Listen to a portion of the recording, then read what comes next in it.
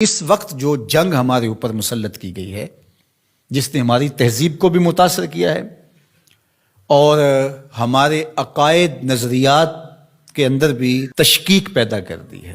ویسے تو ایک زمانے میں اتنے بڑے بڑے حملے تھے، یہ معتزلہ کا حملہ کوئی چھوٹا حملہ نہیں تھا۔ 3 بادشاہتیں ان کے زیر اثر رہی ہیں۔ آپ نے یہ کہانیاں پڑھی ہوئی ہیں کہ امام اعظم ابو حنیفہ کی وفات جیل میں ہوئی تھی۔ آپ نے یہ سنا ہے کہ امام احمد بن حنبل کے بدن پر 1 انچ جگہ بھی ایسی نہیں تھی جہاں کوڑے کا نشان موجود نہیں تھا۔ لیکن آج معتزلہ کے نام سے کوئی گروہ، کوئی فرقہ دنیا پہ دکھائی دیتا ہے، انہوں نے اس کا ناطقہ بند کر دیا۔ دلیل سے، عملی قیام سے، جد و جہد سے۔ مرجیہ تھے، لا ادریہ تھے، اندیہ تھے۔ اب آپ کو یہ غیر مانوس لفظ لگ رہے ہوں گے، کیا قدریہ، کیا جبریہ، کیا معتزلہ۔ ایک زمانے میں ان کا طوطی بولتا تھا، باطنیوں کا طوطی بولتا تھا، کرامتہ کا طوطی بولتا تھا۔ یہ اتنے غالب آگے تھے کرامتی کہ طاہر کرامتی نے کعبۃ اللہ سے حجر اسود کو نکال لیا اور کئی سال تک کعبۃ اللہ بغیر حجر اسود کے رہا۔ لیکن وہ زمانہ تھا کہ پھر بھی لوگوں نے قربانیاں دی، لوگوں نے علمی محاکمے کیے، علماء نے تدبیریں کی، سلاطین اسلام کھڑے ہوئے اور مقابلہ کر کے اسلام کی اس قوت رفتہ کو بحال کیا۔ اس وقت جو سب سے بڑا حملہ ہمارے اوپر ہے وہ لادینیت کا حملہ ہے، الحاد جدید کا حملہ ہے۔ اس وقت دنیا کی لادین قوتیں الکفر ملت واحدہ کی شکل کے اندر کھربوں روپے خرچ کر رہے ہیں کہ مسلمانوں کو کافر تو نہیں بنایا جا سکتا، لیکن ان کو تشکیک میں مبتلا کر دیا جائے، ان کو مسلمان بھی نہ رہنے دیا جائے، تشتت اور افتراق پیدا کر دیا جائے، فرقہ واریت کے بیج ان کے اندر بوئے جائیں، یہ باہم دست و گریبان ہو جائے، جغرافیائی تقسیمات پر ان کا یقین ایمان کی حد تک چلا جائے۔ عجم اور عرب کی لڑائی پر 2 ممالک کو آپس میں کھڑا کر دیا گیا اور یہ جتنے فسادات مشرق وسطیٰ میں ہوئے ہیں، مسلم کش ہو گیا، ایک دوسرے کو مارنے لگے، لسانی بنیادوں پر، فرقہ وارانہ بنیادوں پر، قتل عام ہوا، مسلمان کا خون پانی سے بھی سستا ہو کر کے بہا، اور جنگیں جو بھی لڑی جاتی ہیں مفاد کی عالمی طاقتیں اسی خطے میں لڑتی ہیں۔ یورپ میں کوئی جنگ نہیں لڑی جا رہی، عالمی طاقتوں کا بازیچہ بن کے ہم رہ گئے۔ ہم کب شعور کی آنکھ کھولیں گے؟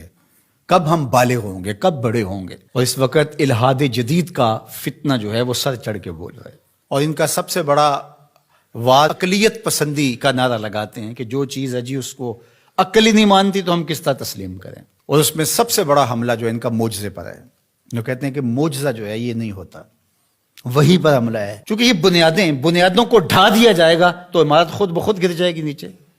جب وہی کو کمزور کر دے، اس تصور کو دھندلا کر دیا جائے گا، تو کہتے ہیں وہی ممکن نہیں ہے، کہ یہ خلاف عقل ہے۔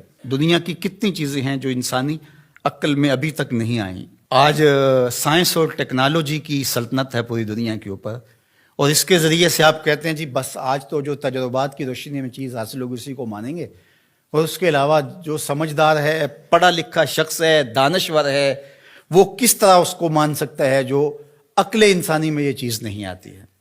جبکہ یہ خود ہی مانتے ہیں کہ انسانی عقل ابھی تک 5% یا 6% استعمال ہوئی ہے، باقی 94-95% انسانی عقل سے بھی اتنا کام نہیں لیا گیا، ابھی سپیر پڑی ہوئی ہے۔ اور وہ دعویٰ کر رہا ہے پیغمبروں پر ہونے والی وحی پر اور وہ معجزات پر۔ اللہ اکبر! جبکہ بہت ساری ایسی چیزیں ہیں جو معجزات کی دنیا کی مسلمہ ہیں اور انسانی تاریخ اس کا انکار نہیں کرتی، جس میں حضرت عیسیٰ علیہ السلام کی بغیر باپ کے ولادت ہے، اور آج دنیا کے لوگ اس بات کو مانتے ہیں۔ اب مجھے بتایا جائے کیا عقل انسانی اس کو قبول کرتی ہے؟ لیکن دنیا مان رہی ہے۔ فرعون کی باڈی کے بارے میں سورہ یونس کے اندر اللہ تعالیٰ نے ارشاد فرمایا کہ ہم نے اس کی لاش کو لوگوں کی عبرت کے لیے باقی رکھا ہوا ہے۔ اگر فرعون کی لاش نہ ملتی تو آج یہ لوگ اچھل رہے ہوتے کہ کیسے ہو سکتا ہے، یہ قرآن نے ویسے ہی کہہ دیا۔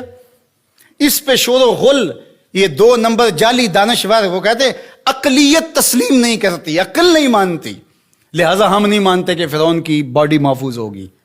پانی میں کس طرح محفوظ رہ سکتی ہے؟ مچھلیاں نوچ نوچ کے کھا گئی ہوں گی اس کو۔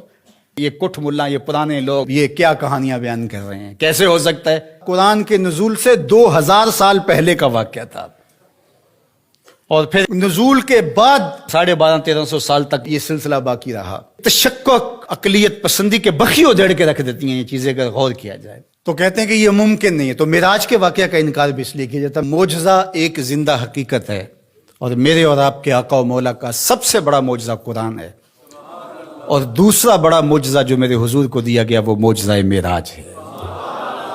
اب عقل انسانی مانتی ہے یا نہیں مانتی ہے، لیکن میرے حضور وہاں سے ہو کر آئے ہیں جہاں کسی کا تصور بھی نہیں آ سکتا.